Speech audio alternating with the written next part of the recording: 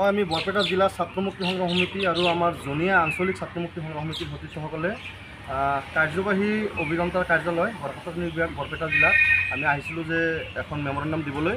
আপোনালোকে জানে যে আমাৰ তেতিয়াৰ জনীয়া সমষ্টি আৰু বৰ্তমানৰ যি মন্দিয়া সমষ্টি ডিলিমিটেশ্যনৰ পিছত আপোনাৰ জনীয়া বজাৰৰ পৰা গড়েমাৰী হৈ হাউলিলৈকে যি আপোনাৰ সংযোগী বৰকাপ্তানি বিভাগৰ যি PWD ৰাস্তা, সেই ৰাস্তাটো বিগত 10-12 বছৰতে মেৰামতি কৰা হোৱা নাই।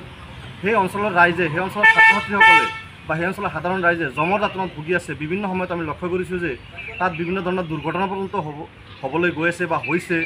ৰোগীসকলক কেতিয়াবা ইমাৰ্জেঞ্চি লৈ যাব লাগে, সেই ৰোগীসকল ৰাস্তাতে মৃত্যুবৰণ কৰিবলগীয়া হৈছে।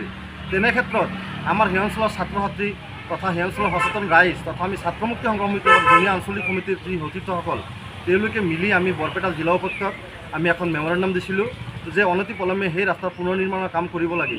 আপোনালোকে জানে যে বিভিন্ন সময়ত আমাৰ সেই অঞ্চলৰ পৰা আমি পঞ্চায়ত প্ৰতিনিধিৰ পৰা আৰম্ভ কৰি আপোনাৰ MLA হওক বা MP হওক আমি প্ৰতিনিধি আমি নিৰ্বাচিত কৰিছোঁ। তেওঁলোকৰ ওচৰত আমি বিভিন্ন সময়ত সেই ৰাস্তাটোৰ মেৰামতিৰ কামৰ কাৰণে আমি গৈছোঁ, যদিও তেওঁলোকে কোনো কাণসাৰ দিয়া নাই।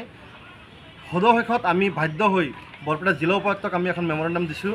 তেওঁলোকে আমাক যথেষ্ট সঁহাৰি দিছে। দিয়াৰ পিছত তেওঁলোকে আমাৰ মেমৰেণ্ডামখন হয়তো ফৰৱাৰ্ড কৰিছে বৰপেটাৰ যি আপোনাৰ PWD ছাব ডিভিজন তাৰে পৰা আমাৰ সতীৰ্থসকলক ফোন কৰিছে যে আপোনালোকে সমষ্টি ডিলিমিটেশ্যন হোৱাৰ পিছত জনীয়া অঞ্চলটো এতিয়া মন্দিয়া সমষ্টিৰ অন্তৰ্গত হৈছে। গতিকে আপোনালোকে বৰপেটাৰ যি মুখ্য কাৰ্যালয় PWD, তাতে যিজন চিফ এক্সিকিউটিভ ইঞ্জিনিয়াৰ, তেওঁক এখন মেমৰেণ্ডাম দিয়ক।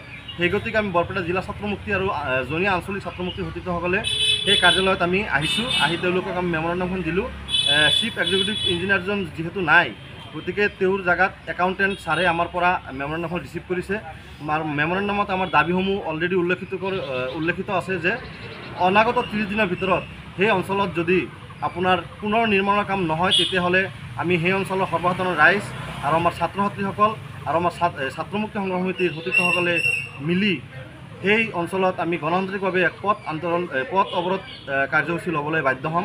আপোনালোকে জানে যে এই যিজন আমাৰ তেতিয়াৰ জনীয়া আৰু বৰ্তমান মন্দিয়া যিজন আমাৰ বিধায়ক ডক্টৰ হাফিজ ৰফিকুল ইছলাম বা পূৰ্বৰ যিজন আপোনাৰ সাংসদ খালেক ডাঙৰীয়া বা বৰ্তমানৰ যিজন সাংসদ ৰকিবুল ইছলাম ডাঙৰীয়া, ৰকিবুল হুছেইন ডাঙৰীয়া, তেওঁলোকৰ এটাই কাম টিভিত ডাঙৰ লেকচাৰ, টক শ্ব'ত বহিব, পাৰ্লিয়ামেণ্টত হাল্লা কৰিব। সেইবিলাক তেওঁলোকৰ যিবিলাক চোৱা চিলেকা বা তেওঁলোকৰ চামচাসকলে ছ'চিয়েল মিডিয়াত শ্বেয়াৰ কৰিব। কিন্তু আমাৰ সমষ্টিৰ মানুহবিলাক যেতিয়া জমৰজনৰ ভোগে, তেওঁলোকৰ পৰা আমি কোনো সঁহাৰি নাপাওঁ।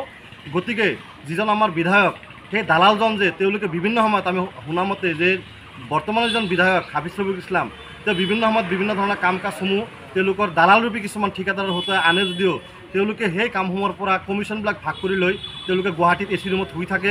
গতিকে আমি স্থানীয় যি গড়েমাৰী, জনীয়া বা আমাৰ চনপুৰা বা কাদং বা আমাৰ সেই অঞ্চলৰ ৰাইজসকলে আমি মিলি আৰু আমাৰ বৰপেটা জিলা ছাত্ৰ মুক্তি সংগ্ৰাম সমিতি আৰু আমাৰ যি স্থানীয় যি আমাৰ জনীয়া আঞ্চলিক ছাত্ৰ মুক্তি সংগ্ৰাম সমিতিৰ সতীৰ্থসকলে অনাগত দিনত যদিহে সমাধান নহয়, নিশ্চিতভাৱে আমি গণতান্ত্ৰিকভাৱে পথ অৱৰোধ কাৰ্যসূচী ল'বলৈ বাধ্য হ'ম।